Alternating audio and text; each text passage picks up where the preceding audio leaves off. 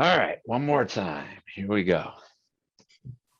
Hey everyone, welcome to a special roundtable from Best Thrower Books. I'm here with Sarah from Sarah Says and Kashif from Kashif's Corner. I'm Steve representing the Five Angry Men, and today our topic is to talk about the most anticipated books for 2022. There's a lot of great stuff coming out next year, but I'm going to ask Sarah and Kashif to start with just their top three, which is a painful exercise, but I know they're up to the challenge. So Sarah, let's start with you. What are your top three most anticipated books for next year? Yeah, so looking at my list, some of them I've got some advanced reader copies for them, and others I have to wait. So it's like a mix of early Christmas morning and other ones I have to wait. So my top one is Beneath the Stairs by Jennifer Faucet. I got an arc of that one, and I'm not one for horror. I've always just preferred like military thrillers, so I've kind of shied away from it. But I got this book and I kept on staring at it. I'm like, fine, I'm going to read it over Halloween. Great idea. Read it, and I absolutely loved it. I was terrified. I mean, I even was standing in my kitchen reading it. Somebody walked up to me, scared the crap out of me because I didn't see him coming. And it was a definite surprise for me. It was really, really good. Great. I kind of liked how we have all these different storylines and they're kind of separate, but how it all comes together at the end. It was just really well done, and kind of, I'm actually interested in horror novels now, so I wouldn't mind reading them now. So There you go. There you go. I also read that one over Halloween, and I can say that was not the best choice for my heart. So yes, I'm with you on that. But yeah, really, really good book. yeah. Also gotta have Dark Horse, Greg Hurwitz in there. I got to read that one early too, and Orphan X, my man. It was kind of cool.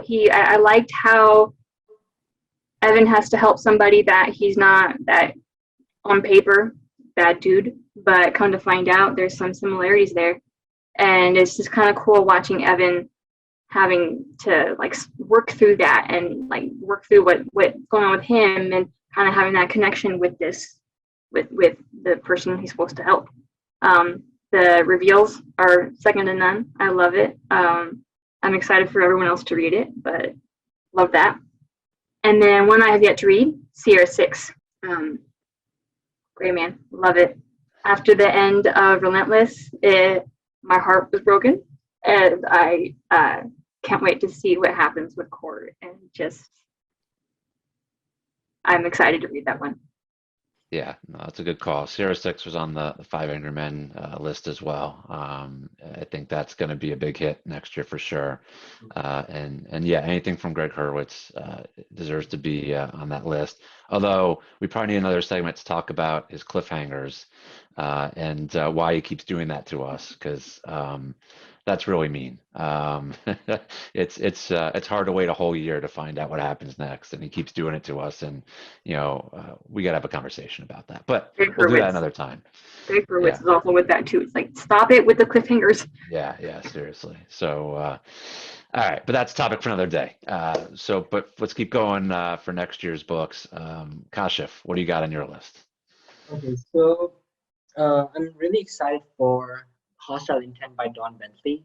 I've been waiting for Matt Drake to come back for a while now because I got to read the advanced reader copy.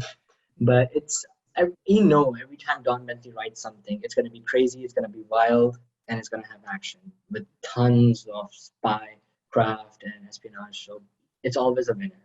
I'm very excited for that. And I'm also really excited for Splinter Cell Firewall by James Wallow. Now, Splinter Cell is based on the top selling games for Tom Clancy universe, and I really enjoyed the character Sam Fisher. He's like a one man army with those night vision goggles and his Krav Maga. So it's always been a passion of mine. So I'm really excited to see what James Wallow comes up with and how he makes it its own rendition for it. And of course, this goes without saying, but I'm really, really excited to see where Kyle Mills takes us after what he did with Enemy at the Gates, because again, it wasn't exactly a cliffhanger, but he didn't resolve everything. Like there are a bunch of unresolved stories that he left purposefully just so he could get the readers to cringe in excitement, like, okay, what's gonna happen? They're just biting their teeth. So that's something I'm really, really looking forward to. And I don't have any of these arcs right now, so I'm just really excited to get my hands on them. Yeah, well, hopefully this video will help you get those arcs in your hands, You're Kasha. watching. So good strategy on that. But no, seriously, those are three really good choices. And yeah, with Kyle Mills, yeah, again, what's going to happen with the occupants of the White House and what happened, the relationship with Mitch, and that's a big one that we need to get more of. So excited about that for sure. Yeah, I mean, really good stuff from both you. Five Angry Men, agree with you on a lot of them. A couple others that came up for us. In the Blood by Jack Carr. You want to see what happens next with James Reese, and there's that whole universe just keeps getting bigger and better, right? So really want to see what happens next there. City on Fire by Don Winslow. I know that book was supposed to come out in 2021 and likely would have been on a lot of lists for best book of the year. And so that's really, we're all really excited to see that one come out next year and see people's reactions, because it is really intense and really good. And then All the Sinners Bleed by Sean Cosby, S.A. Cosby. We are big Sean Cosby fans at Best Thrower Books.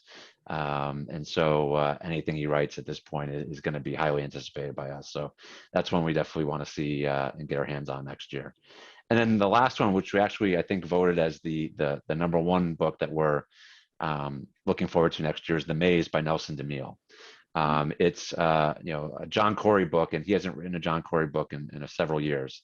John Corey's a sarcastic, New York former detective, and I think that resonates very well with quite a few of us in the Five Angry Men, because we can be sort of abrasive and sarcastic with the best of them.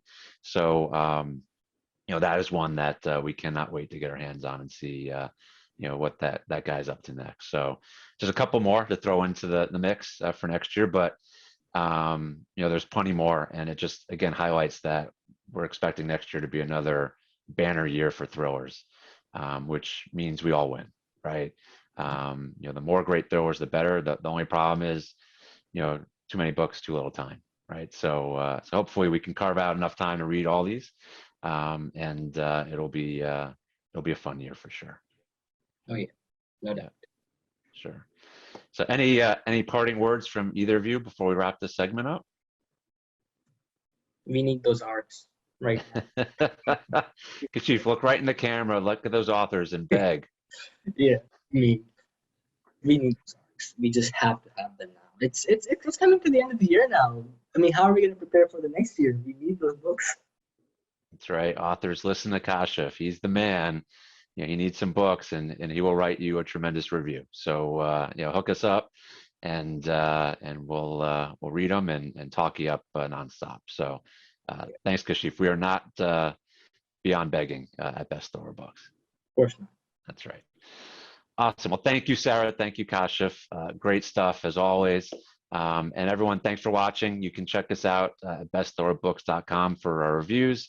Check us out on social media. Let us know what you're anticipating for next year and what you're really excited about reading in 2022, and let's start a conversation on that as well. So thanks again, and we'll be back another time with another episode. Thanks. See you soon.